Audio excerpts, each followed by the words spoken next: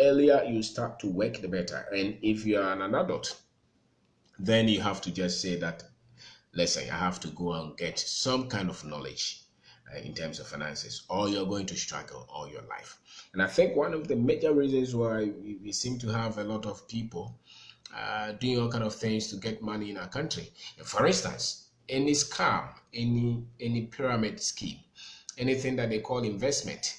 You see a lot of people get money somewhere. I don't know how they get the money, but they seem to get money and go and give it to a lot of these guys.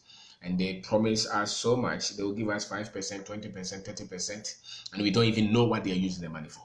It's not so much that, even though it's greed, I think the bottom line of the greed is how much people know in terms of money, in terms of finances. Because if you can do a lot of breakdowns, you know that if anybody can give you 10%, that person is a magician. Because for you to work from January to December and somebody promises you 120%, how much is he going to pay his workers? How much is he going to use to buy fuel, car, move around? And how much is he making for him to pay you 120% and still go to pay the taxes and everything that the country requires of any business to pay? And so, but if your financial knowledge is weak, when they say anything you think is true, you just believe it because it is just weak. You don't have a lot of breakdowns. And I think that the more people are naive, the more people don't know much about finances, the easier for us to be scammed, and it's so easy for us to be just talked into anything and we part away with our money. It takes a lot of effort for anybody to do business and make even 20% a year.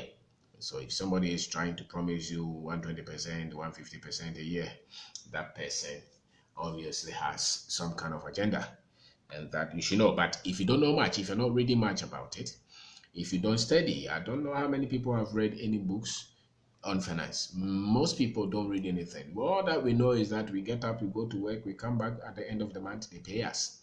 And then we expect that we'll be able to overcome being broke. Most people are broke all their lives. They are always on red because the salary is not enough. Let's face it, in our country, the average monthly salary is, well, I don't know, maybe 1,000 or less. So if people are genuinely living on their salary, yes, of course, people have other things that they do. But if, let's say we assume that people just live on one job, which seems like that, you cannot overcome poverty. You cannot overcome being broke by being paid that, especially if you have a family. So there is some kind of knowledge, there's some kind of financial skills that are required for any one of us to overcome